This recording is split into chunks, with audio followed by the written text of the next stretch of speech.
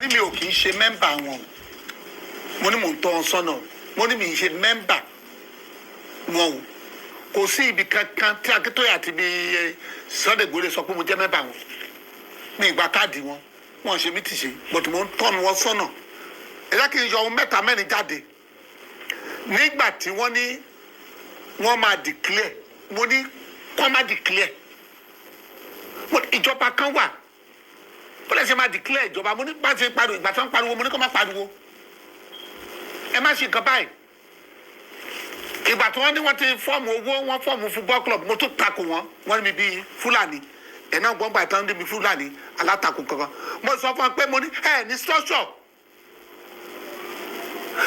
ẹ̀yin náà tún gbọ́ mo ní bàbá Akintoye resign mi ìjọsọ mo ní ẹ resign wọn ò lè ṣe nǹkan báyìí wọ́n ní bíbí ọ̀tá ó sọ̀rọ̀ akúrò bẹ́ẹ̀ jẹ́ mo jẹ́ kí wọ́n mọ̀ wípé mi ì ṣe mẹ́mbà wọn mi ì ṣara wọn mi ì háìdẹ̀ mo ní mi kì í ṣe ara wọn so mi kì í ṣe mẹ́mbà kìíní but mo ń gáàdì wọn pé bọ́n ṣe ń lọ yìí èmi mọ kìíní kan pé Sunday Igboho freedom fighter ni nítorí gbogbo nǹkan tó ń ṣẹlẹ̀ sí àwọn Yorùbá bọ́n ṣe ń pa níbi àìlèmí dẹ̀ ń gáàdì wọn ìgbà tí wọ́n náà fẹ́ lọ ṣe kìíní lẹ́kọ̀ọ́ rálì mo ní kọ́ máa lọ wọn ò gbà ẹ báwo mo ṣe wá jẹ́ mẹ́mbà wọn ìgbà onítìrí mo lọ onítìrí jẹ lọ onítìrí sọ wípé òun ni kinní kan àwọn tí fọ́ọ̀mù gọ́ọ̀mẹ̀ntì nẹ́sà mú ní irọ́ ló onítìrí ń pa báwo ṣe jẹ́ mẹ́mbà wọn káwọn bá rí mi bí àṣẹ mẹ́mbà ṣebí mò ń takò wọ́n ni ìgbà tí wọ́n náà lọ múlẹ̀ mo ní kílẹ̀ múlẹ̀ fún ìgbà táwọn oníṣẹ̀ṣẹ̀ pa gbogbo ilẹ̀ Yorùbá ẹ kó òrìṣà olórí pẹ́tẹ́kì kúrò nílùú báwo mo ṣe jẹ́ mẹ́mbà ẹ sọ báwo ló ṣe papò ẹgbẹ́rìsà olórí pẹ́tẹ́kì olójú dẹ́bọ̀dẹ́bọ̀ tẹ́ ń gbé kiri tẹ́ fi ń tàwọn èèyàn ẹgbẹ́ kúrò nínú ilẹ̀ Yorùbá ṣẹ́fẹ́ sọ̀rọ̀ Yorùbá di ìlú olóríṣà ni kí ni ó fi hàn níbẹ̀ pé mo jẹ́ mẹ́bà wọn wọ́n rí mi bí alátakò wọn mò ń gáàdì wọn pé n tẹ́ ń ṣe yóò dáa mo jẹ́ kí wọ́n mọ̀ pé ìlú tó yẹ pé kí sẹ́wọ̀n abẹ mú sí ìwọ̀n abẹ tó wá pẹ́ yìí nìkan lẹ́fẹ́ gbàbẹ̀ so àwọn dàlẹ́ ni show up ìgbà tí Sunday Igboho abẹ ní January last year lèmi sọ wípé Sunday Igboho ò ní di kò ní di Easter bẹ́ẹ̀ olúwa sọ pé wọ́n ó release wọ́n dẹ̀ release. mo kíwa ò gbogbo ibikíbi tẹ́ bá wà tẹ́ tí ń gbọ́ mi àbí tẹ́ tí ń wò mí orúkọ tèmi ò yí padà rárá yèyé dára kòwé kó yẹ́sò ohun Prophet Olagunju òun lẹ́yìn èèyàn mi ń gbọ́ yẹn èyí ga o ẹ̀yin ọmọ ìran Yorùbá mo ní ẹ yé ṣọ̀tẹ̀ mo ní ọ̀tẹ̀ máa ń tẹ̀yàn rì ní ọ̀tẹ̀ àtẹ̀yìn mọ́lẹ̀ o ní ìgbà tí ẹ̀yin tẹ́ ẹ bá jẹ́ àgbààgbà nílẹ̀ Yorùbá tó jẹ́ wípé ìgbésí ayé ọ̀tẹ̀ ìfahànbá tí ẹlòmíràn jẹ́ iṣẹ́ ọwọ́ ẹlòmíràn òun lẹ́yàn láàyò torí pé ẹ fẹ́ polongo títí yín pẹ́yìn ẹ jẹ́ bàbàrà ẹ bìlíìfù wípé tí ẹ ò bá gbé ọ̀rọ̀ ẹlòmíì ìlàágùn ọmọ ẹlòmíì tẹ́ ẹ̀ bá gbé wálẹ̀ àbí kẹ́ fẹ́nu bá tiẹ̀ jẹ́ ẹ rò wípé títí yín wọn ò lè recognize àbí ẹ lè jámọ́ nǹkan kan ìjọ wo lẹ fẹ́ bọ́m̀bẹ́ àgàgà tó bá ti jẹ́ pé ẹ̀yin àgbààgbà ilẹ̀ Yorùbá tí irú àwa tá a jọmọ lọ́wọ́ yín tí à ń wò yín tó yẹ kẹ́ ẹ máa jẹ́ àwòkọ́ṣe rere fún wa ẹ̀yin là ń bá níbi àwọn irú nǹkan báyìí ó máa ń dùn mí gan ni torí wípé ẹ̀yin náà lẹ sọ ẹ̀yin lẹ lọ tẹ̀bọ̀ ẹ̀yin Yorùbá ẹ̀yin náà lẹ pòwe ọ̀hún ẹ̀ ní patán ẹni ojú ọ̀run yìí ó tó gbogbo ẹyẹ fò láì fapágúnra wọn ó tó fò ó Prophet Olagunju sà mo kí yín o orúkọ tèmi ò yí padà rárá ìkan náà àwọn ọmọ yín tẹbí nílẹ̀ Yorùbá ni mò ń ní mí o orúkọ tèmi ò yí padà Dára ni orúkọ ti tèmi sà dádì nǹkan kan àlàyé ni mo kàn fẹ́ ṣe fún yín lórí àwọn interview yín yẹn Yorùbá nation fi tipátì kúùkù wá ẹnikẹ́ni mọ́ra lábẹ́ bóhùn ó ti rí bá ṣe ń kó bájú tá à ń kó bá mú Yorùbá nation hello Yorùbá nation movement kò fi tipátipá wá ọmọ Yorùbá kankan mọ́ra ìwọ̀ fún nìtẹ́lọ́rùn ni torí nígbà tí mo lọ tí mo bọ̀ tí mo wo gbogbo tí mo wò gàràgà mo ń tẹnu mọ́ kíní ó dàbẹ́ ni wípé kíní organization tó wà fún ìtẹ̀síwájú ilẹ̀ Yorùbá they are more than 1,000 ó ṣe jẹ́ pé Yorùbá nation yìí Yorùbá nation ní gbogbo yín máa ń ránṣán mọ́ ṣá tẹ́ ẹ bá ti fẹ́ grant interview tẹ́ need attention àwọn èèyàn tẹ́ fẹ́ kí wọ́n list sí interview yín yẹn tẹ́ ẹ bá ti dárúkọ Yorùbá nation wàláhì ẹ tí ì ṣe interview tẹ́ ẹ bá dẹ̀ wá fẹ́ sọ nípa Yorùbá nation tí ẹ bá rí wípé nǹkan tó ń ṣe ń bẹ̀ ẹ ò fi láìkè àbí àwọn tó jẹ́ leaders wa yálà lọ́kùnrin àbí lóbìnrin ẹ gbà tiwọn èwo làbọ̀rọ̀ fahàn bá tiwọn jẹ́ èwo làbọ̀rọ̀ fahàn bá tiwọn jẹ́ advice wọ́n máa advice ni àwọn tẹ́ bá èèyàn tán bá advice is left for that person or that organization or that group láti mú lò èyí tán bá rò pé ó wúlò fún wọn bẹ́ẹ̀ wàá mú èyí tí ò wúlò wàá trash ẹ̀ tó the bin èwo wá ló dé Prophet Olagunju tẹ́ ẹ múra kan ṣẹ́yìn àti bàbá Akintoye ń jà ní torí nígbà tí mo wọnú gbogbo ìwé tí mo wò látòkèdè sàlẹ̀ bàbá Akintoye ò kì í ṣe ọ̀tá ẹnìkankan kò sì dí àgbàlagbà kankan lọ́wọ́ mú tó o bá fẹ́ fọ́ọ̀mù gúrùpù títì ẹ yálà o ti wà nínú movement pẹ̀lú wa tẹ́lẹ̀tẹ́lẹ̀ o wá wò wípé òkè o ò fẹ́ ṣe movement yẹn mọ́ o kúrò àbí nǹkan kan bí o fẹ́ fọ́ọ̀mù títì ẹ wàláì bàbá Akintoye abẹ́nikẹ́ni nínú movement wọn ò bá anybody jà àní bàbá Akintoye àti Igboho ṣọ̀tá èèyàn ẹ̀yin tẹ́ ẹ bá fẹ́ ṣe ọ̀tá Igboho tẹ́ ẹ fẹ́ ṣe ọ̀tá bàbá Akintoye tẹ́ ẹ fẹ́ sọra yín di ọ̀tá Yorùbá nation movement ẹ̀yin ní kẹ́ fira yín hàn ká sì máa mọ̀ yín ní kankan a sì ti ń rí yín a sì ti ń dá yín mọ̀ torí wípé wọ́n ní nípa ìwà wọn la ó fi mọ̀ wọ́n nípa ọ̀rọ̀ ẹnu yín lórí interview tí ò kan Yorùbá nation rárá òun la fi máa mọ̀ ẹ̀yin tẹ́ ẹ bá hate movement yẹn ẹ wá gbọ́ ẹ jẹ́ kí n sọ fún yín o ẹ lò kéku ilé kó gbọ́ kó sọ fún toko ẹ jẹ́ káàdán kó gbọ́ kó tètè lọ rò fún òpè wípé kí ni Yorùbá nation under the leadership bàbá wa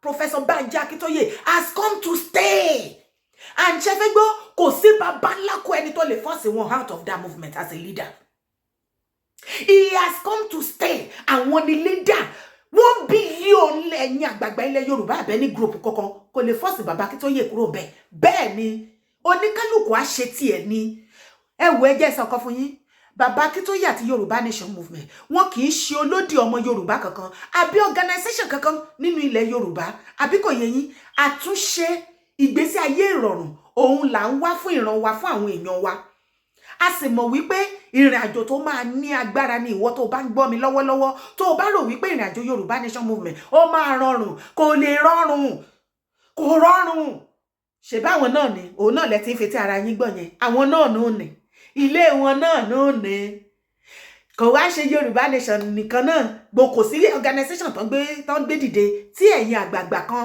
tẹ́ ẹ̀ ní pé bíríkótó kẹ pé bíríkótó ẹ máa ṣọ̀tẹ̀ bẹ́ẹ̀ ṣe máa rọ̀ ní ẹ̀dá ni wọn ò ṣe organization kò ṣàṣeyọrí rí lójú yín ojú òsì tí ẹ̀yin àgbààgbà ilẹ̀ Yorùbá ṣé nǹkan míì ti wà ń bẹ́ẹ̀ ni ṣé nǹkan míì ti wà ń bẹ́ẹ̀ ni bẹ́ẹ̀ ṣọ̀tà bẹ́ẹ̀ pariwo bàbá Akintoye jù bẹ́ẹ̀ lọ àgùn ńlá yín bẹ́ẹ̀ wá pariwo Ìgbòho ọmọ Adéyẹmọ jù bẹ́ẹ̀ lọ àgùn tẹ̀tẹ̀ yín Ìgbòho ọmọ rẹ̀ ọmọ alágbàdo dé ọmọ àtàpẹ́tẹ́ wọnú omi wo sì máa kí bàbá rẹ̀ Ìgbòho Ìgbòho ọmọ ṣágun ọmọ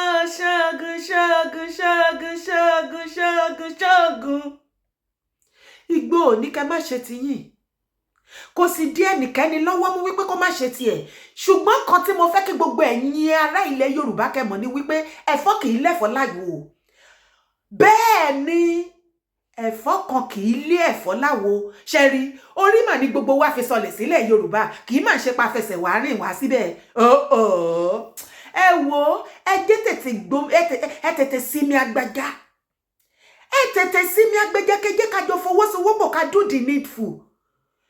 Bàbá Prophet Olagunju tẹ́ bá lẹ advice bàbá Akintoye àti Igboho tí wọ́n mú lára advice yín tí wọ́n mú gbogbo ẹ̀ kí ló fa ẹjọ́ kí ló fa ìbínú kí ló fa ìkanra torí bẹ́ ṣe wá múra kankan ó ti bọ́ sí kanra sá kí ló lè tó bẹ́ẹ̀ ẹ jẹ́ sọ fún yín ẹ kì í ṣe Ọlọ́run ìránṣẹ́, ìkan lára àwọn ìránṣẹ́ Ọlọ́run alààyè ni yín. Only God has the final say. Ìgbà tí Jésù Kristi tọ́lọ́run rán Jésù ọmọ ẹ̀ wá sáyé gangan tá a kà nínú Bíbélì. Jésù máa preach o. Ó máa ṣiṣẹ́ ìyanu lóríṣiríṣi, ó máa sọ omi dọ̀tí wáìnì.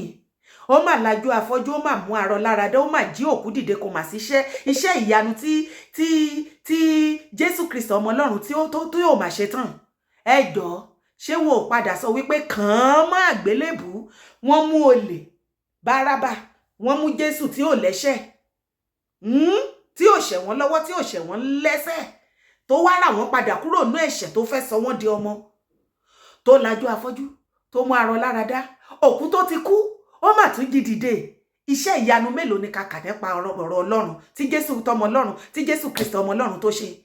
Ṣebí àwọn èèyàn rẹ̀ náà ni wọ́n sọ wípé ní ìgbà tí wọ́n sọ wípé ó lé o, wọ́n kàn fẹ́ lọ pa o, àti Jésù Kristi o, àwọn èèyàn ní irọ́, àwọn tó ń preach fún, àwọn tó ń ṣiṣẹ́ ìyanu fún, tí wọ́n ń rí, tí wọ́n sì mọ̀ pé iṣẹ́ ìyanu ni, wípé ọmọ Ọlọ́run ni. Àwọn náà ni wípé, àwọn náà ni wọ́n sọ wípé rárá kí wọ́n dá Bárábà sílẹ̀, kí wọ́n kan Jésù mọ́gi. At the end of it, ẹ succeed.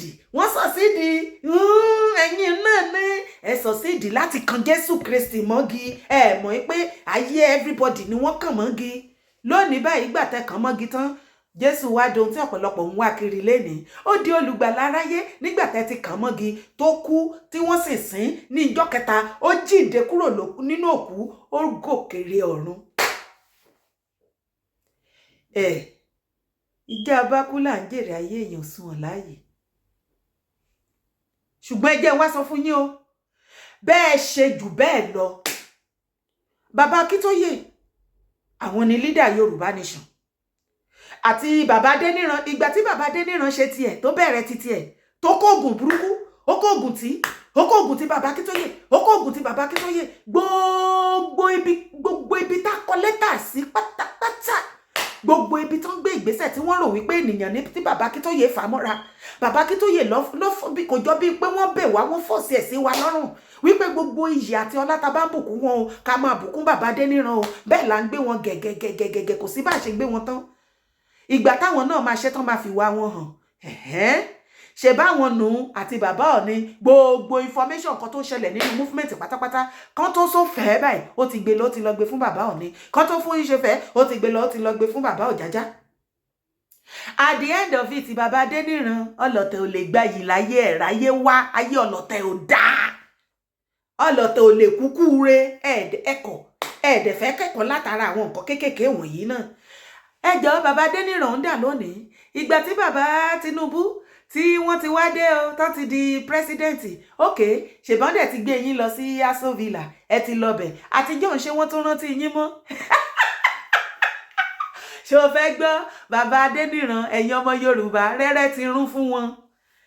Ẹlẹ́dàá ìwọ àtèmi, ẹlẹ́dàá àwọn tó kọ́kọ́ tẹ ilẹ̀ Yorùbá dó, Ọlọ́run kú iṣẹ́ ẹ lókè ọ̀run o, ọba tí kì í ṣègbè lẹ́yìn ìkà àtàwọn alábòsí àtọlọ̀tẹ̀. Ẹlẹ́dàá bàbá Akintoye ó kú iṣẹ́. Gbogbo wa pátápátá wọ́n dáwọ́ ìyàjọ fún bàbá Adéníran. Bó ṣe ń gbọ́ mi lónìí olónìí, ọ̀pọ̀pọ̀rìpọ̀ ìyà ń jẹ bàbá Adéníran. Àwọn onílẹ̀ ti fìtínà wọn. Ẹ jẹ́ lọ jáwọ́, ẹ kúrò nídìí ìdò eré ọmọdé ni. Ẹ fi tiyín ṣe tiyín, káwa náà fi tiwa ṣe tiwa. Ṣé rí ọ̀rọ̀ tó wà nílẹ̀ yìí, ìkan ògbà kan lára àwọn ìkan sì dín kan lọ́wọ́ nínú ilẹ̀ Yorùbá, torí ilẹ̀ Yorùbá ó gbẹ̀rẹ̀ gẹ́gẹ́, ó sì ń tóbi sí, yóò sì mọ tóbi sí ni. Ẹ̀yin ẹ gbà báyìí, káwa gbà báyìí, káwọn ẹlòmíì gbà báyìí, wàláhì gbogbo wa padà pàdé níwájú. Á padà pàdé níwájú. Ìjà ni láti fẹnu rọ́ọ̀nù èèyàn kan dáhùn, láti fẹnu bá tèèyàn kan jẹ́ torí pé ẹ fẹ́ elevate ara yín. Mo lé mi dára, mi kì í ṣe ọ̀tẹ̀. Mo ní mi ní dúró níbi ọlọ̀tẹ̀. Mo ní mi kì í bọ́lọ̀tẹ̀ ṣe. Mo ní tó bá fẹ́ ṣe ọ̀tẹ̀ kó má sún mọ́ mi. Ẹni mo ti lè sọ̀rọ̀ jù, tó bá jẹ́ wípé torí mo ní mi ò ṣọ̀tẹ̀ yín, mo tú àṣírí ẹ̀yin ọlọ̀tẹ̀ ni, òun ni dára ló fi lè sọ̀rọ̀ jù lójú yín. Tẹ́ ẹ̀ fi mí wá, tẹ́ ẹ̀ fọ̀rọ̀ mi wá lọ kiri, ìwọ tó ò fi ọ̀rọ̀ mi wá lọ kiri nínú Yorùbá Nation. àánú ẹ̀ ò ṣe mí. Àwọn tó bá mú ẹ̀ kan jẹ́ wọ́n nù yín. Ìmọ̀ yín ṣùgbọ́n ẹ̀mí mímọ́ ń sọ fún mi ní gbogbo ìgbà ló jẹ́ kí kó máa yé mi wípé ẹ̀yin kan wà tẹ́ ẹ̀ ń rojọ́ mi kiri, tẹ́ ẹ̀ fọ̀rọ̀ mi wálọ̀ kiri, ẹ ti ń gbé grave ara yín, ikú òjijì apá yín. Ayé tèmi ni mo wá, iṣẹ́ tèmi ni mo fèsì, ó jẹ́ fèsì iṣẹ́ ọwọ́ ẹ̀. Tó bá jẹ́ lórí Yorùbá Nation yìí, inú kan lèmi fi ń rìn, ó ní mo sì máa fi rìn dé ọ̀la. Ọjọ́ tó bá kù kàráǹgídá tí máa fi ṣe inú méjì, máa rọra yọra mi fẹ́rẹ́fẹ́, máa yọra mi pátápátá ń bẹ̀. Mo ní mi kì í báyàn ṣọ̀tẹ̀, tí mo bá nífẹ̀ẹ́, máa nífẹ̀ẹ́ tán pátápátá. Kó mi dè kó mi ohunkóhun tó bá dìde mọ́ ẹ, àjọ dìde mọ́ wa ni. Èmi kì í báyàn ṣe pé kó jẹ́ pé ìdùnnú ẹ̀ nìkan ni, ìgbà tó bá ń dùn fún nìkan ni má bá ṣe o. Kí ló dé, Prophet Olagunju? Agbantara yín náà, yàtọ̀ fún pé ẹ tún jẹ́ àgbàlagbà, ẹ tún jẹ́ ìránṣẹ́ Ọlọ́run, kò yẹ ká máa bá yín ní rubí. wọ́n sọ pé wọ́n rìlísẹ̀, wọ́n dẹ̀ rìlísẹ̀. èmi náà dẹ̀ lọ bá wọn náà mú ní gba Jésù báyìí kó má jẹ́ kán pa ẹbọn sí pàtó pé yóò láwo. ìgbà tí mo dẹ̀ lọ síbẹ̀ wọ́n mọ̀ mọ̀ wọ́n ti mọ̀ ní ṣe bóun ti jáde lé mi. ìgbà tó jáde sí ó pè mí sí òpin ọmọ mi. they grabbed my son for 5 hours ṣe bó wà bẹ́ẹ̀. Prophet Olagunju, nǹkan tó ń bi yín lónìí nìyẹn. Òun lẹ ṣe fìkanra mọ́ múfúmẹ́ǹtì. Ẹ sì ronú ogunlọ́gọ̀ àwọn èèyàn tó ń bẹ nínú múfúmẹ́ǹtì tó jẹ́ wípé gbogbo àgbọ́kànlé wọn lánàá, lónìí àti lọ́la Yorùbá Nation movement ni. Ṣé nínú àdúrà ni? Àti oríṣiríṣi ọ̀nà tí wọ́n mọ̀ níwọ̀n bá tágbára wọn gbé láti lè contribute. Ẹ sì ro tẹ́lẹ̀dá àti gbogbo wa. So nítorí Ìgbòho nísìn, wọ́n ti free wọn. Wọ́n wà lọ́dọ̀ family wọn níbí. Nítorí wọn ti tètè wá pè yín kí wọ́n gbé ẹbọ kàǹkà tí kagúnláyà kan wá gbé fún yín. Tẹ́ bá sọ wípé wọ́n mọ yín, ẹ jọ̀ọ́ nítorí Ọlọ́run. Èèyàn mélòó lẹ ti ẹ̀mọ̀ tó ti fara gbá nínú movement yìí? Àwọn èèyàn ti fara gbá many things, wọ́n ti forí gbá many things. Nínú ìyà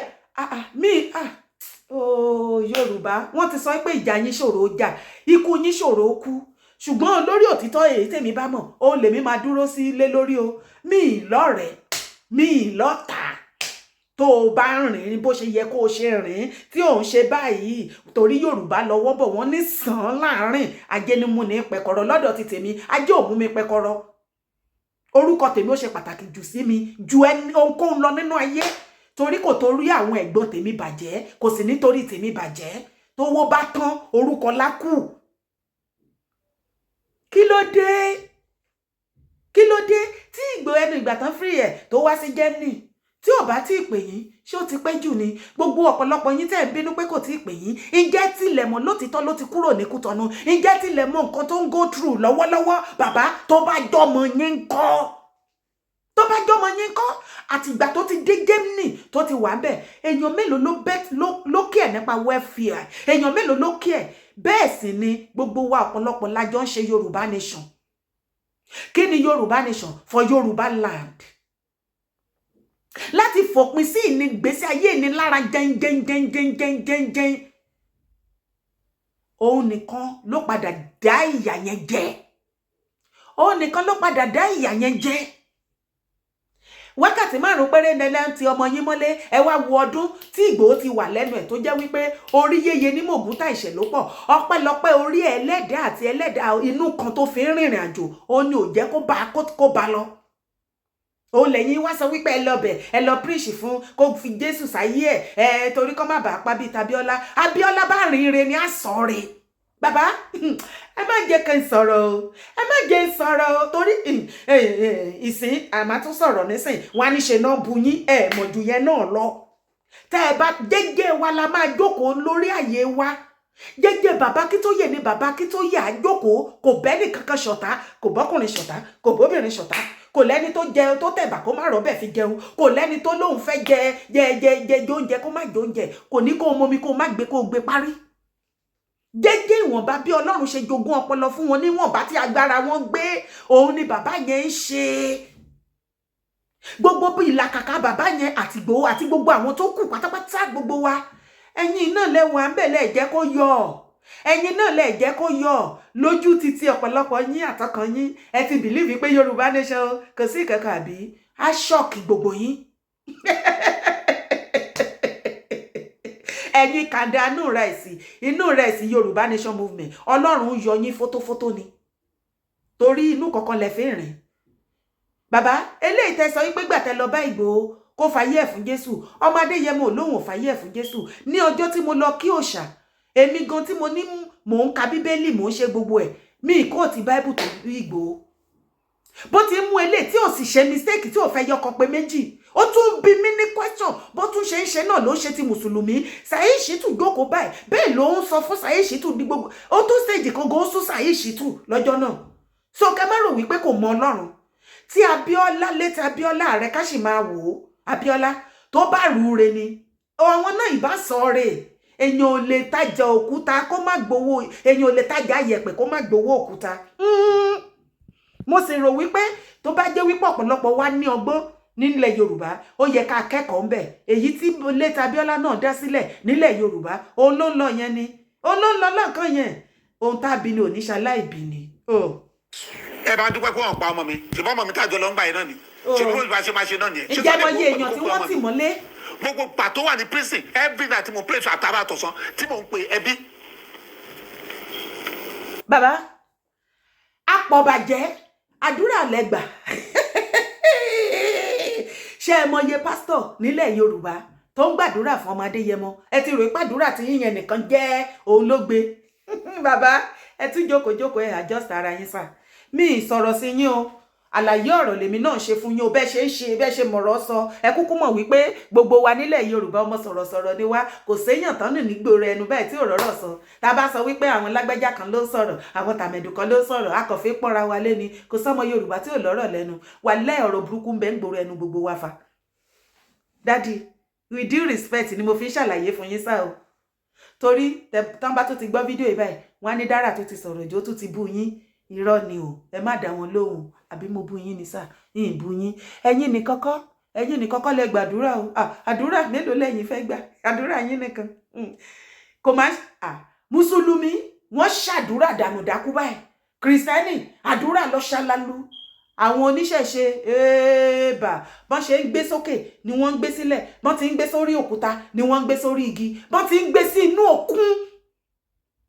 Táwọn wò lọ́kàn báyìí tí ẹ̀mí àwọn èèyàn kó sókè. Ẹ ní fẹ́ mọ ìrìn tí gbogbo wa rìn. Ẹ wo ẹ sí mi o.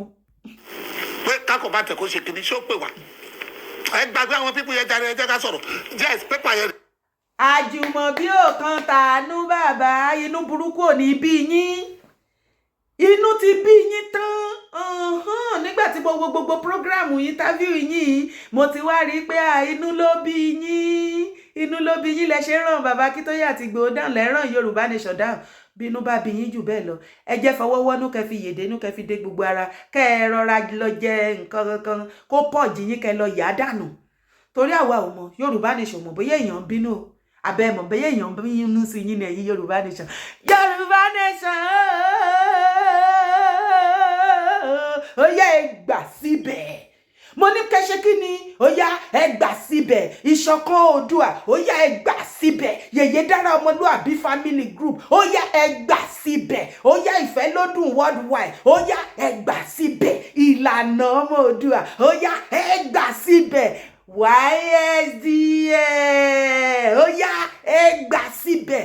Ẹ wọ ẹ help mi now. Ó yẹ bẹ̀rẹ̀ sí ní bá mi kọ àwọn gúrùpù tó kù. Gúrùpù pọ̀ bàjẹ́ nínú Yorùbá nation bàbá. A ti fẹ́ sí ọ̀pọ̀lọpọ̀ information. Ẹ̀yin tẹ́ ń sọ wípé kò sí kankan mẹ́ni yẹ̀rẹ̀ àríṣà àgbẹ̀ information àṣẹ kankan. Ṣé ẹ mọ̀ wípé information yẹn gbogbo bí ó ṣe ń lọ nígbà yẹn náà ẹ fẹ́ mọ̀ àlàyé yẹn la ṣe títí gbogbo everybody nǹkan tí kò yẹ kẹ́ ọ̀pọ̀lọpọ̀ gbọ́ tí wọ́n gbọ́ ohun tí kò yẹ kí wọ́n mọ̀ tó fi lọ ń block ibi tó ń block ibi tó ń block ibi èèyàn máa ń gbọ́n sí ni èèyàn kì í gọ̀ sí i. Ẹjọ́ ìwọ tó bá mọ̀ nípa Yorùbá nation tó jẹ́ ìkan lára wa tó o sì jọ ọmọ kan tó rí kìkìdá ọmọ kan nìkan la nídìí nínú Yorùbá nation. Ìrìn àjò tó tọ̀fù tó rọ̀fù ni kò yí sí. A sì give up gbogbo bá ṣe ń rìn tẹ́ ṣe ń da oríṣiríṣi sójú ọ̀nà wa kó lè sú wa kó lè rẹ̀ wá ká sọ pé àṣemọ́ ṣíṣe lẹ̀ ń jẹ́ kí ara wa kó máa le kó ata tán síbẹ̀ tẹ́ bá ń gbọ́. Àjọ máa tá tán délẹ̀ fi bẹ́ẹ̀ gbà bẹ́ẹ̀ filẹ̀ gbà bẹ́ẹ̀ a ò ní lọ síbi kan àjọ máa tá tán délẹ̀ ni alájọ máa ṣe sí finish ilẹ̀ Yorùbá ni tí ilẹ̀ Yorùbá máa fi gbàtúnṣe. Bàbá kí ló lè tó lè gan-an kí ló dé lẹ múra kankan lórí kíni Yorùbá nation ẹ jẹ́ sinmi ẹ jẹ́ tètè máa pariwo restructuring yín tẹ̀ ń pariwo àwa ò sí fún restructuring Yorùbá nation òun làwa gbé dání nothing less Yorùbá nation ni ìwọ tó o bá wo sàkúnlẹ̀ Nigeria of today tó rí gbogbo bí nǹkan ṣe ń lọ 1 billion bàbá Tinubu wọn ò lè ṣe anything bẹ́ẹ̀ ni 1 billion wọn ò lè rí anything ṣe nílẹ̀ Nàìjíríà ju wípé kọ́níkálùkù pín àti tóbi jù unity ò sí ń bẹ religion ti pé wa tribalism ti pé wa everything ti pé wa kan force àwọn politicians tí wọ́n ń fi Nàìjíríà tó fi ń pa owó tó ń rí bí business àwọn ni wọ́n force wa tí wọ́n sì ń jẹ́ kó máa gbọ́ pé wọ́n Nàìjíríà kan níbì kan àwọn gan sì mọ̀ deep inside them wípé kò sí nǹkan tó ń jẹ́ wọ́n Nàìjíríà ẹ wo. Yes, paper here rèé. That's open letter here rèé. Àkọsí ààrẹ. Kì í ṣe eléyìí nìkan la àkọsí ààrẹ. A ti kọ lẹ́tà oríṣiríṣi. Kó tó dìgbà yẹn, a ti kọ́kọ́ kọ̀ọ̀kan. Tá a jẹ́ káàrẹ̀ mọ̀ wípé Nàìjíríà need restructuring. Pé Nàìjíríà nǹkan ti bàjẹ́. Èyí tá àkọ́kọ́ tá a kọ́kọ́ sọ ni. Daddy. Prophet Olagunju sir ẹ jẹ́ help yẹn mẹ́tì làgùn jìnnà restructuring wo lẹ ti ẹ̀ ń pariwo tẹ́ múra kankan mo ń bi yín ní o daddy ẹ̀yin ọmọ Yorùbá nation ẹ bá mi help wọn ẹ̀yin ọmọ Yorùbá land ẹ bá mi help Prophet Olagunju ẹ wá o ẹ má bú wọn ẹ má ṣépè fún wọn ẹ má ṣe anything o àlàyé ọ̀rọ̀ ni ká ẹ bá mi ṣe fún wọn through your comment àlàyé ọ̀rọ̀ ni ṣé mo ń pè yàn kì í gbọ́n tán ẹ̀yin Yorùbá náà lẹ́sìn lọ́tẹ̀ bọ̀ tó ṣe bí òwe ẹni ọmọdé gbọ́n báyìí àgbà gbọ́n báyìí ọ̀nà fi ń ṣe kí ni ọ̀nà fi dá Ilé Ifẹ̀ ogun la fi máa tó ogun òtòlù ta fi máa tó ọ̀rọ̀ tó wà lẹ́yìn tẹ́ ẹ bá rò wípé organisation kan ń bọ̀ wá pa organisation míì mọ́lẹ̀ àbí organisation kan abatìyàn kan jẹ́ abatì míì jẹ́ ẹ̀yin kan ẹ̀ wá lè wà relevant ẹ ti kò jọgbọ́n o tẹ́ ẹ bóyá kẹ́ tètè tún lọ try kẹ́ yí ọwọ́ BRT yín gba ọ̀dọ̀ organisation míì torí ti Yorùbá nation ó máa le koko mọ́ anybody bẹ́ẹ̀ ni àwa ò ta sí yín ẹ̀yin náà ẹ fi wá lọ́rùn sílẹ̀ tẹ́ ẹ bá ti ń ṣe nǹkan yín tẹ́ ẹ fẹ́ ẹ need attention àwọn èèyàn tẹ́ ẹ fẹ́ kí wọ́n listen sí yín Yorùbá nation lẹ máa ń fi kanra mọ́ láyé ti yín restructuring wo bàbá Prophet Olagunju sir ṣé Nàìjíríà wà structured tẹ́lẹ̀ tẹ́ ṣe ń dúró de restructuring gangan anyway mo ní ṣé Nàìjíríà wà structured tẹ́lẹ̀ débi tẹ́ everybody ń pariwo tẹ́ everybody yẹn pariwo restructuring mi ò mọ̀ kò wá structured tí a bá wá ní ká máa kà ní ká máa kà léjì ẹ help ayé mi ẹ̀yin èèyàn mi ẹ bá mi fi kọ́mẹ́ǹtì sísàlẹ̀ fídíò yìí ọdún wo ni àwọn àgbààgbà Afẹ́nifẹ́re tí wọ́n ti ń pariwo restructuring náà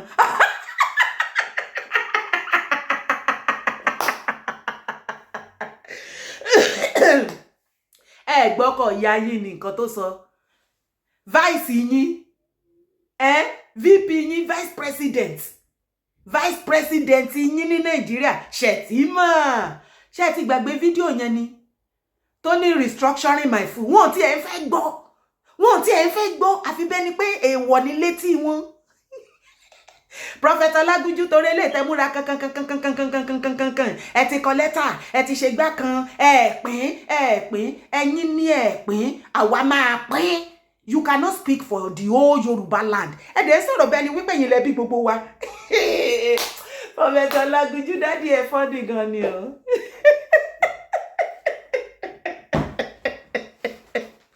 ẹ fọ́ ní kú bàbá Prophet Olagunju ẹ fọ́ ní dànù ẹ fọ́ ní majestically àpín restructuring la máa ṣe àwọn mélòó lẹ́ speak fún bàbá Olagunju àwọn mélòó lẹ́ speak fún sẹ́ẹ̀ tẹ́ ẹ̀ sọ wípé ẹ pín kò lè pé yín ta ló sọ fún yín bẹ́ẹ̀ ṣé ẹnìkan jáwàdé ni Gani Adams gan tẹ́ wá ń fà mọ́ra tẹ́ ń gbé mọ́ra tẹ́ ń rọ̀nà àwọn kan dáhùn Gani gan sọ wípé ibi tí Yorùbá bá ti ń lọ làwọn ń lọ ṣé ẹ̀yin lẹ́ speak fún wa ni àwọn bàbá Afẹ́nifẹ́re ẹ mọ iye ọdún tó fẹ́ pariwo restructuring kò tiẹ̀ sẹ́nibọ́dì wọ́n kọ lẹ́tà ọwọ́ wọn fẹ́ bó o lẹ́yìn wá múra kankan ẹ ti pa lára ẹ ti pa jẹrè ẹ ti pe kinní kan ẹ wo ẹ sí mi jàre restructuring kan restructuring ni eléyìí ni open letter ṣùgbọ́n ó yàtọ̀ tá a ṣe nìyẹn a jẹ́ kó wo nígbà tí ó débẹ̀ tàbí pé gbogbo nǹkan hard àbẹ̀sí ní pray báwo Nàìjíríà ṣe ń lọ báyìí ó dáa kí ni ìwọ Ọlọ́run kí la á sì máa bá lọ ìwọ ló ní o máa gbépo wálẹ̀ kó tó débẹ̀ a máa gbé wálẹ̀ ó gbé sókè. restructuring náà ni kò tí ì déjọba ara restructuring ọmọ tó ṣẹlẹ̀ problem tí Bọ́lá Ahmed Tinubu tó ń fèsì láti gbà yẹn NPN ni nǹkan tí ń bàjẹ́ àwọn ọmọ Nàìjíríà kan ń wo báyìí ó ti ń bàjẹ́ gbogbo wa mọ̀ sá. tí wọ́n wá fi ìkànràn kan bóun náà kúrò bẹ̀bẹ̀ lòun bẹ̀bẹ̀ ìkànràn kan ni ìráfà wò kó dà kí la lè ṣe Olúwa kí la ṣe làwọn fi kó àwọn ẹgbẹ́ kan jọ dàpọ̀ ní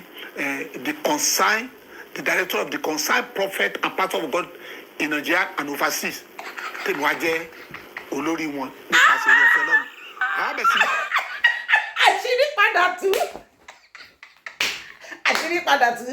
àṣírí padà tú ṣe é ráyé wo I no tell you Yorùbá ní ṣàlẹ́ ìmọ̀yì ara yẹn Ọlọ́run sì ní já mọ̀yì ara wa.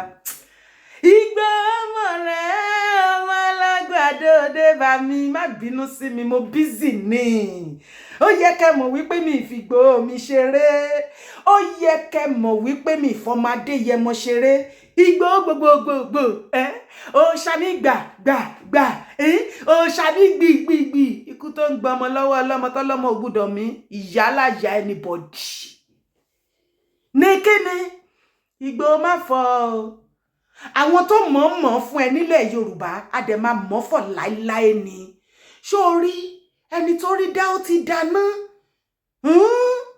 Ibi tí Ọlọ́run tò ẹ́ sí ní ilẹ̀ Yorùbá ènìyàn kan ló tò ẹ́ síbẹ̀ o Ọlọ́run ló tò ẹ́ síbẹ̀ wo àwọn onílẹ̀ ló tò ẹ́ síbẹ̀ ẹ gbà forí kẹyẹ pariwo kiri ẹ sinmi agbájá ṣẹ́ráyé wọn àní tí wọ́n bá ti lọ pé bíríkótó tán pé bíríkótó tán tó ti fẹ́ ṣe ọ̀tẹ̀. Ọlọ́run ló mọye àwọn tó ti kúrò nínú movement tó ti dá gúrùpù wọn lẹ̀. Ṣe bẹ́ẹ̀ rí tán sọ lọ́yìn ní bìgínì ìṣó yìí tán ní fídíò yìí tán sọ pé àwọn ò sí lára wọn àwọn ò sí ẹjọ́ ta ló ń bẹ̀ yín bàbá Prophet Olagunju ta ló wá bẹ̀ yín pé wà lára wa ta ló sọ fún yín pé wà láyà àmọ̀yìn rí níbi tá a bá dé. Bàbá Olagunju Prophet Olagunju sà dádì mi Yorùbá ní ṣò tí ẹ̀ mọ̀yìn rí àdẹ̀fẹ́ mọ̀yìn mọ́ yẹ́sìkẹ́ torí ilé tẹ́ múra kankan nítorí gúrùpù tẹ́ ṣẹ̀ṣẹ̀ dá sílẹ̀ tẹ́ jẹ́ president kí ló tẹ̀ máa ń ṣọ̀pọ̀lọpọ̀ àwọn president tó ń bá dá gúrùpù lẹ́nu kí ló máa ń ṣe yín ná ẹ̀ ń wá recognition ṣe fìkanra mọ́ OPC kán lè tètè recognize yín ṣe fìkanra mọ́ Ọkọ̀yà àbí kẹ́ blast àwọn Afẹ́nifẹ́re kí wọ́n lè tètè recognize group yín irọ́ kò sí gbogbo organization tó kù nílẹ̀ Yorùbá tẹ̀lé attack anybody lè gbọ́ yín Yorùbá nation yìí náà ní nǹkan wàhálà yín pọ̀ ẹ̀yin Yorùbá nation gan pàápàá ó pọ̀ tó bá gbé ó lọ fà bàbá ní kẹ́ má kó group yín jọ ẹ fèsì group tẹ́ kó jọ ẹ má ever run Yorùbá nation movement down mọ́ o ṣerélè tí mo wá ṣe yìí mo wá sọ fún yín ni bàbá ẹ má try ẹ mọ́ o torí ìsìnlẹ̀ máa sọ wọ́n ń bu yín kàn yé bú ẹ̀yin àgbààgbà tẹ́ bá ti lọ forí jálé agbọ́n tán ta jókòó wa jẹ́jẹ́ tẹ́ wá rọ́lù wá ta kàn rọra sọ pé ẹ má rọ́lù wá ẹ súnná wọ́n bú wa o ṣe náà máa ń búyàn ṣe ni wọ́n ń bọ́ba ṣe ni wọ́n ń bú jòyè okay àwọn ọba tẹ́ láǹbú àti ìjòyè tá à ń bú ṣé kì í ṣe àwọn náà ṣe fi àyè sílẹ̀ tá ṣe rọ́rọ̀ sọ sí wọn àbí Àwùjalẹ̀ tó fi El-Rufai tó fi rú wọn báyìí sí torí tó bá jẹ́ pa kó fún wọn dáadáa ń sìn ni wọn náà tún ti ń bú wọn náà ni torí wọn ní El-Rufai ní gbọ́ba níyì títí wọn ẹ bá mi sọ fún bàbá Àwùjalẹ̀ ẹ jọ̀ọ́ nítorí Ọlọ́run o iyì wo ni El-Rufai wá gbé fún yín láti Kaduna nílé Ìjẹ̀bú ipa wo ló ti kó fún èèyàn ọmọ Ìjẹ̀bú láǹdì torí ká láti kó fún wọn náà dáadáa báyìí sìn ni kán yé bà wá lójú jẹ́ mọ́ orí àpèrè belongs to gbogbo ọmọ ilẹ̀ Yorùbá kì í ṣe family ẹnìkan wọn ò dẹ̀ lè máa fi orí àpèrè yẹn kán máa fi ṣe bó bá ṣe wù wọ́n no àtúnṣe la wà fún.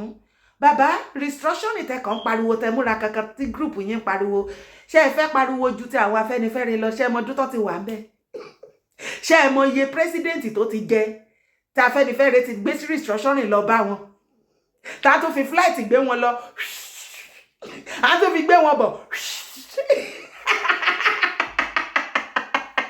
wàláhì àlọ́lá rí àpadàrà bọ̀. So tẹ́yìn bá wá dé tẹ́ múra restructuring tẹ́ wá múra kankan ẹ be calming down. Restructuring the same Nigeria tá a wà tẹ́yìn wá restructuring yẹn ṣé ẹ fẹ́ gbọ́ báyìí today is 28th kò sí kó ní billions of naira sínú àkáǹtì ẹ weekend yìí lọ́dún o mọ́ Monday o ẹ jọ̀ọ́ nítorí Ọlọ́run àwọn èèyàn ò rí owó wọn gbà wọn ò ṣe kí ni owó ara wọn tí wọ́n sèfù sínú àkáǹtì kò sí náírà ńlẹ̀ àwọn èèyàn ti fẹ́ pe fóònù mi ya látàárọ̀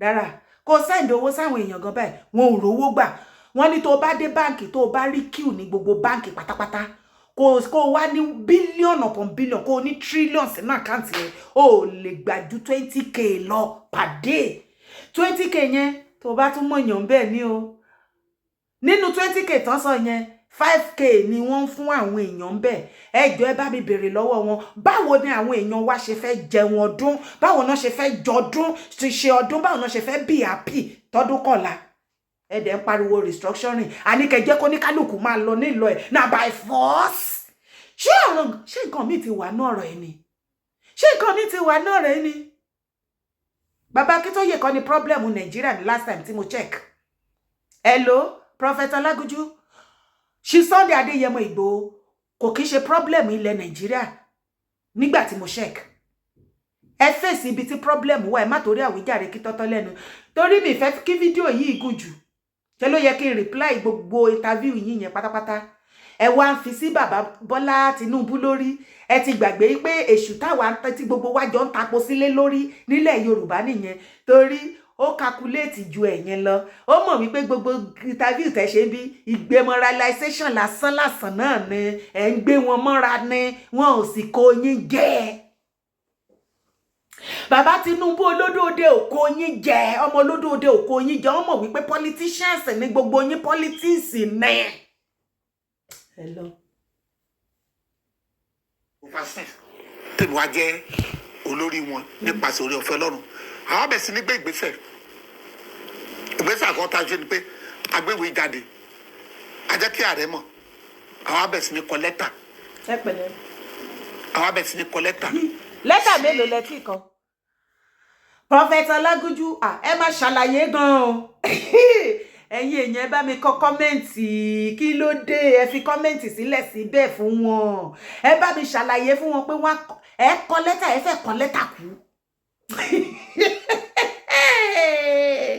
gbogbo ẹ mọ bàbá Akintoye tẹ́yìn sọ pé kó lọ resign ẹ ní this very moment tí mo yìí sọ táìmù tí ẹ̀yin àti gbogbo wa ṣì ń sùn bàbá ṣì ń draft lẹ́tà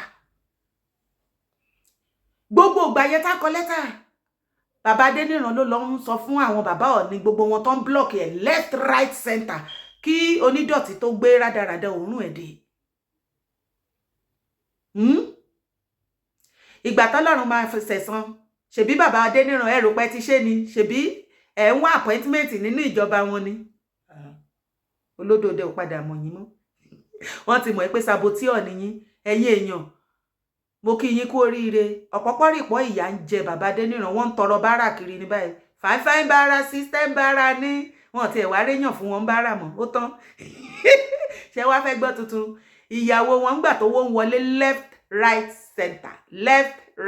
center ó ń ṣe ìyàwó wọn gbà náà kí ni wọ́n kúrò táṣìírí wọn tú báyìí tí owó ò wọlé mọ́ ìyàwó náà pápá bora ni ó ń sáré bá ẹsẹ̀ ń kàn pàkọ́ lẹ́yìn ni wọ́n mú ti ẹni orí yóò dílé ó ti kú iṣẹ́ ọwọ́ bàbá Adéníran nìkan àti bàbá Adéníran báyìí kò sówó wọn ò rówó ilé san ọlọ́mú yín bàbá Adéníran ẹ má rò pé oògùn yín ló ń jẹ́ gan ni o tí akọ̀ǹta sí mi lórí ọ̀rọ̀ yín mo ṣe ń padà bọ̀ wá lórí kéèsì yín màá tún ṣí freshly màá ṣí màá wá bá yín tọ̀ mọ́lẹ̀ sí kẹ́ lè máa mọ̀ wípé information yín wọlé back to back sí mi lọ́wọ́ gbogbo àwọn tẹ́ lọ ń pè pátápátá nu movement tẹ́ mọ̀ tẹ́ lọ ń bẹ̀ màá padà bẹ̀rẹ̀ sí ní pariwo yín síta gbogbo wọn á bẹ̀rẹ̀ sí ní pè wọlé tá a bá tún rí yín tẹ́ tún pé anybody nu movement ẹ má já fèpè sí fún yín o ẹlẹ́dàá bàbá Akíntóyè àbí yín o epo wa táwa iyọ̀ wa tẹ́ gbà torí látọ̀dọ̀ tèmi gan níye tẹ́ gbà bàbá Ìgbòho burúkú ẹ̀yin gan bàbá the same bàbá dé náà tó yẹ pé òun ló ń gbowó kiri káàkiri gúrùpù á dẹ̀ máa sọ pé bàbá Akíntóyè ló ń gbowó wọ́n ti fi ṣe gbogbo yín ikú bàbá Akíntóyè lẹ máa kú bẹ́ẹ̀ dẹ̀ ṣe jù bẹ́ẹ̀ lọ àgúnláàgùn tẹ̀tẹ̀ yín bàbá oníbàbá ń ṣayé wọn níbi tí wọ́n wà bẹ́ẹ̀ ni àjíǹde ara ń jẹ́ yóò sì mọ̀ jẹ́ fún wọn bá mi Akíntóyè ọmọ wa lẹ́kìtì bá mi ẹ gbó ẹ tọ́ ẹ fẹ́ wú parí ẹ fèrè kìjọbì ikú ò ní yín pa o ẹ pẹ́pẹ́pẹ́pẹ́pẹ́ ẹ kó wa jẹ̀pẹ́ ẹ sì kó wa débi tó yẹ kẹ́ kó wa dé ẹ kó wa dé lẹ́ẹ̀lérí ọmọ Yorùbá ìfẹ́ kí fídíò yìí gùn jù ni bóyá ó máa ní part 2 ẹ jẹ́ ká ṣe bẹ́ẹ̀ yẹn ẹ má jẹ́ kí fídíò yìí gùn jù ẹ jẹ́ kí fẹ́ lè ṣe part 1 máa wá continue ẹ̀ bóyá lọ́la á continue ẹ̀ lọ́la ìyẹn náà lọ ẹ̀yẹ màá lè ṣe analysis yẹn á lè yé yín dáadáa ẹ̀yin tẹ́ bá wá bá mi mọ Prophet Olagunju ẹ bá mi fi fídíò ìkẹ́ bá mi ṣí ẹ̀ kó kàn wọ́n gbọ̀n kan rí pé ìkan lára àwọn ọmọ wọn bàbá ẹ bá òun kẹ mi ìfẹ́ mọ́rú gúrùpù tẹ fọ́ọ̀mù láyé ẹ̀fọ́ kì í lẹ́fọ́ láwo àmọ́ yín àmọ́ gúrùpù yín kò sẹ́ni tó wá bẹ̀ yín eléyìí tẹ́ kàn ránṣan ẹ̀ sí lára wa wá gan òmò yín àpè yín Yorùbá ilẹ̀ Yorùbá tóbi ojú ọ̀run tẹ́yẹ fò láì fapá gúnra wọn ẹ ò ní láti àtàkì Yorùbá nation àbí Ìgbòho àbí bàbá Akíntóyè kí wọ́n lè recognize gúrùpù yín torí wípé Yorùbá nation tí gbogbo yín máa àtàkì for recognition ara yín báyìí àṣìṣe débẹ̀ ni yes àṣìṣe débẹ̀ ni ìran kan lọ ìran kan bọ̀ ìran kan yóò sì dúró títí láéláé tó o bá láìkì tó o darapọ̀ mọ́ tó o bá ṣe tó o rò wípé ok tó bá níbi tó ṣe dé torí pé ó ti sú ẹ tó dẹ̀ ní òṣè mọ́ kò mú jàdá ní ogún ọmọdé ò lè ṣeré fógún ọdún kí ni wèrè ogún ọmọdé ò lè ṣeré fógún ọdún lọ peacefully ni lọ́dọ̀ ti tèmi go peacefully tèmi àti ẹ bá jọ ń ṣe tá a ṣe dáadáa tó bá sọ wípé ókè o ìbáṣepọ̀ wa o ibi tó máa hẹ́ẹ̀dì sí nìyẹn lọ́dọ̀ ti tèmi kò mú jà wá kò ní ká ṣọ̀tẹ̀ kò ní ká ṣọ̀tá ara wa kò ní kí n máa gbógun tiẹ̀ kò sì ní kí kóògùn tiẹ̀ ó kò jẹ́ pé bẹ́yìn ọmọ Yorùbá ṣe máa ń nǹkan ṣe máa ń ṣe the next thing mi ìbọn tiẹ̀ lẹ́yìn ìwà ọwọ́ yín lá lẹ́yìn ìwà burúkú ọwọ́ yín á lẹ́yìn tó bá ti wá lẹ́yìn tán ẹ tún máa sá kiri ẹ máa wá bẹ́ ṣe máa sọ pé ká lé gbogbo èèyàn lára ẹni yẹn ti gbàgbé pé Ọlọ́run ò kúrò lórí ìtẹ́ bẹ́ẹ̀ bá tún ṣe ń ṣèyẹn lẹ́ẹ̀ máa fogun gbáǹdì abalájọ táyé ọ̀pọ̀lọpọ̀ yín ṣe jóná po ọlá ẹnu kan ó jàjogun lọ bẹ́ẹ̀ ni ẹni tó bá rú re á sọ re ẹ lọ ṣọ́ra yín o ẹ lọ ṣọ́ra yín o ẹ lọ ṣọ́ra yín gbogbo ẹ̀yin tó kù kí gbogbo yín kẹ́ ẹ gbọ́ kẹ́ ẹ lọ sowó agbẹjẹmọ́wọ́ gbogbo ẹ̀yin tẹ́ bá tún fẹ́ ṣí gúrùpù àbẹ́tí ní gúrùpù àbí whatsoever nílẹ̀ Yorùbá tó ti wà tẹ́lẹ̀ àbí tẹ́ṣẹ̀ ṣì ní tẹ́ bá sọ pé ẹ fẹ́ máa gbógun ti Yorùbá nation movement ọ̀run á gbógun tì yín ọ̀run á gbógun tì yín ẹ fi bàbá Akíntóyè àti Chief Sunday Adéyẹmọ Ìgbòho sílẹ̀ wọn ò ṣọ̀tá anybody èèyàn bíi ti yín náà ni wọ́n ẹlẹ́ran ara ni wọ́n bọ́n bá ń ṣe tán blọ́ọ̀kì wọn ṣánjọ́ lọ́run ni tán máa perform abracadabra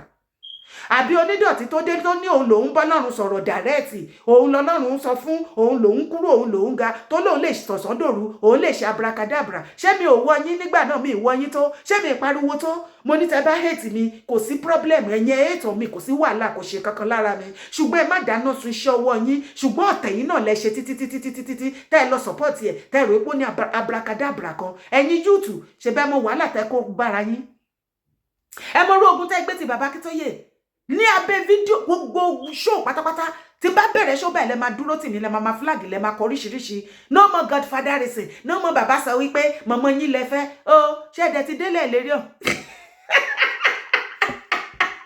ẹ pẹ̀lẹ́ ìyá adelés ẹ kó ṣì lọ kẹ kó ṣì dànù kẹ lọ wá bí wọ́n sí Yorùbá nation has come to stay kò dẹ̀ sí bàbá ńlá kó ẹni tó lè stop ẹ̀ bẹ́ẹ̀ ni tí ẹ bá fẹ́ ká gé yín jẹ ẹ̀yin náà ẹ máa mú ìrìn yín kẹ máa nà straight ṣé ti gbọ́ mo dúpẹ́ lọ́wọ́ gbogbo ẹ̀yin olólùfẹ́ mi pátápátá jàre nílé lóko lẹ́yìn odi tí fídíò ìbá dọ́dọ̀ ẹ̀ wá bá mi pín kó bá mi share káàkiri bá mi share dé gbogbo ibi tó yẹ kó share dé bá mi share dọ́dọ̀ Prophet Olagunju fúnra lára wọn kí wọ́n fi tẹ́ ara wọn gbọ́ bẹ́ẹ̀ ni bàbá mi ìwà bu yín akọ̀wá sọ fún yín pé ẹ má try láti run movement yìí down ẹ má dẹ̀ try pé fẹ́ wá attack bàbá Akintoye àti Igboho we will come for you if you come for them we will come for you.